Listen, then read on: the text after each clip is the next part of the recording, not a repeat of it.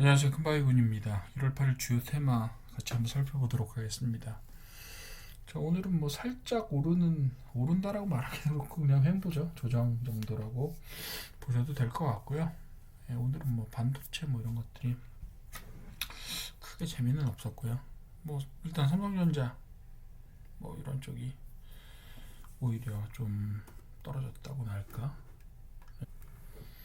뭐 그렇게 되다 보니까 예, 지수가 1%포인트, 1포인트, 예, 1포인트죠. 뭐 거의 횡보라고 봐도 되겠죠. 좀 중간에 장중에 조금 올라갔다가 좀 빠졌는데, 뭐 여하튼 반도체주들 중심으로 해서 약간 좀 가격이 빠지는 그런 현황을 보이다 보니까 전체 코스피는 뭐 오르는 듯 마는 듯 하고 말았죠. 결국은. 그래도 오늘 뭐 조선이라든가 방위산업이라든가 우주항공, 제약바이오, 자동차 부품 같은 것들이 조금씩 올랐는데요. 자, 조선기자재는 왜 올랐을까요? 계속해서 요즘에 LNG 관련된 수주 소식이 이야기가 되면서 올랐었는데, 오늘은 또 군함 수요와 관련돼서 제가 그렇게 말씀드렸잖아요. 지난번에 조선과 관련돼서는 아마 쌍끌이 혹은 쌍두마차로 등장할 것이 LNG와 예, 군사용 선박 수요가 될 것이 분명하다. 거의 분명하다 이렇게 말씀을 드렸는데, 뭐 아니나 다를까 예, 군함 교체 수요 이야기가 나오면서 올랐어요. 그러면서 트럼프가 국방 예산을 1.5조 달러를 쓰겠다. 예, 천조 원 했는데 이제 2천조 원이 되겠네요. 2천조국이 되겠네요. 어쨌든 1.5 빌리언이 1.5 트릴리언이죠. 예, 조니까 1.5 트릴리언 달러를 쓴다라고 하는 거는 예, 어쨌든 간에 뭐 우리나라로서는 나쁘지 않은 것 같아요. 왜냐하면 뭐 항공 같은 수요도 항공 무기 같은 것도 만들고 육상 무기도 만들겠지만 일본은 역시 미국은 죄송합니다. 미국은 역시 전통적으로 해군 국가이기 때문에 항공모함을 중심으로 해서 전 세계에 전력을 투자하는 나라로 알려져 있고 그렇기 때문에 실제적으로도 그렇기 때문에 그런 부분이 있을 거고요. 일단 뭐 다른 거는 다 자국 내에서 만든다 쳐도 배는요 못 만들어요. 미국이 지금 조선소도 두 개밖에 없고 핵잠수함도 자기 수요도 못 맞춰 나가는 상황이에요. 그렇다 보니까 언젠가는 우리나라에 혹은 일본하고 우리나라에 손을 벌리게 될 텐데, 조선 기술 자체의 지금 생산 역량으로 봤을 때는 일본보다는 우리나라가 좀 더 낫다는 게 세평이죠. 그렇다 보면 우리나라 예, 뭐 얼마 전에 또 현대죠. HD 뭐 저기에서 HD 현대에서 뭘 받았냐면 미국의 새롭게 군수 지원함에 대한 MRO 계약을 또 했다. 뭐 이런 얘기들이 나오고 있는데, 지금은 단순하게 MRO겠지만 향후에는 이제 건조 수요까지를 우리나라가 받아들이게 될 가능성이 높다. 이렇게 되면 하나오션하고 HD현대중공업은 아무래도 상당히 좋은 영향을 받게 될 가능성이 높죠. 삼성중공업은 상대적으로 LNG 쪽은 강하지만 군사용 선박 쪽은 상당히 좀 예, 한계가 있고요. 오히려 거기에는 SK오션 플랜트 같은 회사들이 조금 발을 대고 있죠. 역시나 방위산업 전쟁 및 테러 종목도 미국의 국방 예산이 2천조가 될 거다라고 트럼프 대통령이 발표를 했기 때문에 좀 올랐죠. 근데 뭐 그게 우리나라에까지 사실 미국에서 국방 예산을 쓴다고 했을 때 조선 산업을 제외하고 우리나라까지 뭐 영향이 있겠습니까만은 여러 면에서 지금 미국의 국방 생산 자체도 어떻게 보면 그 국가 생산 능력이기 때문에 그런 부분에 있어서는 사실상 상당 부분 쇠퇴가 보여지고 있어요. 실제로 보시게 되면 보잉 같은 회사도요. 과연 지금 예전 같은 생산 능력을 보유하고 있느냐에 대해서는 상당히 퀘스천 마크가 찍히는 거라고요. 기술력에 있어서 문제점들을 계속해서 드러내고 있잖아요. 예를 들면 미국 훈련기 사업이라든가 이런 데서 뭐 약속했던 날짜를 3년 이상 어기면서도 돈을 계속 퍼부어도 보잉이 남을까 말까라는 이야기가 계속해서 나오고 있어요. 그래서 지금 돌아다니고 있긴 한데 과연 그게 예전만큼 보잉이 기술력을 보여주고 있느냐, 그렇지 못하다라고 하는 세평이 맞을 것 같아요. 그런 부분이 있고요. 뭐 여하튼간에 여러 면에서 미국의 생산력 저하라는 것은 관세를 때리고 뭐 대통령이 나와가지고 매번 생산 능력에 대한 이야기를 하고 한다고 하더라도 국가 생산 능력이라는 게 한번 저물기 시작했을 때 다시 회복되는 것은 거의 불가능하다라고 저는 개인적으로 생각합니다. 그런 면에 있어서는 뭐 미국이 중국에 대해서 그렇게 대단한 자신감을 나타내지 못하는 이유도 그런 부분에 있다라고 봅니다. 예. 항공우주산업은 누리호 5차 발사 관련해서 지금 기대감을 계속 받고 있고요. 뭐 누리호가 계속 9차 발사까지는 자금이 어느 정도 준비가 되고 계속해서 발사를 할 것 같다라고 이야기가 되고 있으니까 어쨌든 간에 계속해서 발사를 한다는 이야기는 그 공급망에 있는 회사들이 계속해서 어느 정도 탄력을 받을 수 있다라는 이야기가 되는 거죠. 사실 한 치 앞을 내다볼 수 없는 요즘과 같은 상황에서 5년치의 발사가 예정되어 있다라는 것은 관련 기업들에 있어서는 어느 정도는 이익을 기대할 수 있다라는 신호로 받아들여도 되겠죠.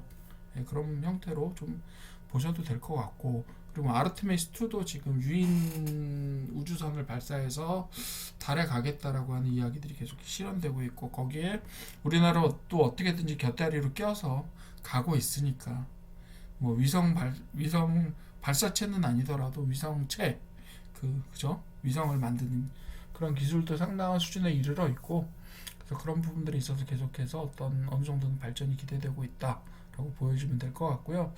제약바이오는 JP모건의 헬스케어 컨퍼런스가 곧 있을 것 같고, 그래서 그런 것들을 통해서 기대감이 상승하고 있어요. 그래서 글로벌의 빅파머 회사들이 아무래도 기술 이전이나 이런 부분들에 조금 더 뭐 노력을 저기를 보여주지 않을까, 그렇게 기대를 하고 있는 것 같아요. 근데 솔직히 말해서 우리나라에서 기술 개발을 하고 있다라는 회사들이 좀 못 믿어온 회사들이 너무 많습니다. 뭐 예를 들어 본업에서 매출을 못 내니까 뭘 할까 그러다 바이오라는 이름 달고 바이오 업체로 전환한다든가 이런 모습들이 너무 많이 보여요. 그래서 그런 회사들이 지금 우리나라 국내 시장에 지금 살아서 계속해서 이름을 바꾸고 어떤 재무적인 그런 변신을 통해서 계속해서 살아남고 있다는 것 자체가 어떻게 보면 우리나라 시장이 굉장히 악재라고 저는 판단합니다. 그런 회사들 좀 정리를 해줬으면 좋겠어. 어떤 법적인 문제로라도 정리를 해서 그런 회사들이 더 이상 살아남지 못하게 해야 우량한 회사들이 더 투자를 더 많이 받게 되는 거예요. 결국 그런 부분들이 앞으로도 좀 정리가 됐으면 좋겠다라는 개인적인 생각이고요. 자동차 부품 같은 경우 로봇 시장이 계속해서 확대될 것 같고, 지금 현대 자동차 발로 계속해서 CES에서 아틀라스 시험 모습이라든가 이런 것들이 화제가 되고 있어요. 그래서 지금 뭐 이야기되는 되게 희망적으로 얘기하시는 분들은 현대자동차 생산 체계 자체가 아틀라스로 인해서 좀 상당히 개편될 수 있을 가능성이 있다라고 이야기를 하고 있고, 아무래도 그 구글 쪽에 구글 쪽하고 계속해서 협력을 강화하고 있고, 또 자율주행 시스템 쪽에서는 어제 제가 간단하게 언급을 해드리긴 했는데, 엔비디아의 시스템 자체가 어떻게 보면 새로운 생태계를 만들면서 모바일 폰에 스마트폰에 있어서의 안드로이드 같은 역할을 감당하려고 하고 있는 것 같아요. 오픈소스 기반의 자율주행 시스템을 뭐 테슬라처럼 어떻게 자기 차에만 실어서 계속해서 데이터를 얻어내는 형태가 아니라 전 세계 차에 오픈을 해서 어떻게 보면 그 전 세계 자동차들의 오픈소스 기반의 자율주행 데이터를 엔비디아 쪽에서 모으겠다라고 하는 야망을 가지고 있는 것 같아요. 뭐 CES에서 비밀 회동을 했다라는 이야기가 들리는 걸 보면 우리나라의 현대자동차가 그것에 뭐 예를 들면 안드로이드의 삼성 같은 역할을 현대자동차가 하게 될 수도 있다, 이런 이야기들이 계속해서 나오고 있습니다. 그래서 지금 현대자동차는 CES를 통해서 자율주행과 로봇 산업이라는 두 가지의 양손에 떡을 들고 어떻게 보면 사업을 추진하고 있다, 이렇게 보셔도 될 것 같아요. 지난 해 말에 포티투닷의 자율주행 시스템에 좀 먹구름이 드리웠잖아요. 포티투닷의 대표이사가 그만두게 되면서 현대자동차 쪽에 자율주행 시스템을 개발하는 쪽에 상당히 문제가 생긴 게 아니냐 이런 좀 부정적인 시각들이 있었는데 어떻게 보면 그런 시각들이 엔비디아의 협력을 통해서 전화위복의 계기가 될 수도 있지 않겠느냐 뭐 이렇게 큰 전망들을 하고 있는데요. 그런 부분들은 역시 좀 시간이 지나봐야 알기는 알겠지만 그런 가능성도 충분하다고 저는 봅니다. 현대자동차가 어떻게든 자체적인 자율주행보다는 그런 글로벌 플랫폼과의 협력을 통해서 어떻게 보면 자율주행 시스템들을 도입하고 그것을 발전시켜 나가는 어떻게 보면 그런 플랫폼의 어떤 선두주자가 될 수도 있겠다 이런 생각도 좀 해보고 있습니다. 뭐 나쁜 생각은 아니라고 생각해요. 글로벌 플랫폼을 기반으로 해서 물론 그걸 통해서 안드로이드를 통해서 구글도 돈을 많이 벌었지만 삼성전자도 사실상 그 플랫폼을 활용하면서 어떻게 보면 애플과 쌍두마차를 이루는 물론 중국에서 만드는 업체들이 계속해서 쫓아오고 있긴 하지만 어쨌든 프리미엄 안드로이드 시장에서는 확고한 위치를 굳히고 세계를 선도해 나가는 그런 위치를 가지고 있다는 것도 부정할 수 없는 사실이니까요.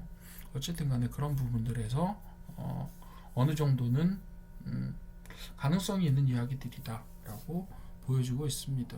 그래서 앞으로 생산 현장 같은 부분들이 지금 이제 하나오션 같은 경우도 로봇이 상당히 많이 도입이 돼서 실제로 용접 작업에 투입이 돼서요. 그러니까 위험한 작업들은 보통 사람들이 감시만 하고 그거에 대해서 관리만 하고 로봇이 직접 배관 시스템 같은 것들을 용접한다. 그 시스템들이 거의 대부분 그런 로봇과의 협력 시스템으로 바뀌었다라는 형태의 이야기들을 저도 계속 듣고 있고요. 그래서 되게 빠른 속도로 아마 로봇으로 조립 현장들이 교체가 될 것 같아요. 한번 뜨거운 맛을 봤잖아요. HD 현대도 마찬가지, 하나오션도 마찬가지로 기술 인력들이 대거 빠져나가는 현황들, 그것들을 통해서 어느 정도는 인력을 대체하는 수준의 기술력을 계속해서 생산 기술을 해야 되겠다라는 굉장히 절박한 그런 필요성들을 느끼고 있어요. 그러면서 그런 것들이 인공지능과 결합되어서 로봇 용접이라든지 이런 기술로서 아마 실현되지 않을까라고 생각을 합니다. 기술은요, 개인적으로는 돈을 투여하면 발전하지 않을 수가 없어요. 발전하지 않을 수 없습니다. 지난 3년 동안 인공지능에 어마어마한 돈이 투자가 됐어요. 굉장히 많은 돈이 투자가 되면서 발전 속도 자체도 엄청납니다. 그런 부분들을 생각해 봤을 때 앞으로 로봇과 인공지능 중심의 어떤 산업계의 재편들은 이제는 건널 수 없는 강을 건넜다라고 저는 판단을 하고 그것들을 이제 지켜볼 뿐입니다. 어떻게 될지는 지금 계속해서 변경되고 있는 산업의 지평들을 바라보면서 과연 빅사이클이 어떻게 움직이느냐를 좀 주목해서 보시고 그 관련된 테마들을 보면서 과연 세상이 어떻게 돌아갈 것인가도 한번 주목해서 봐주시면 좋을 것 같습니다. 감사합니다.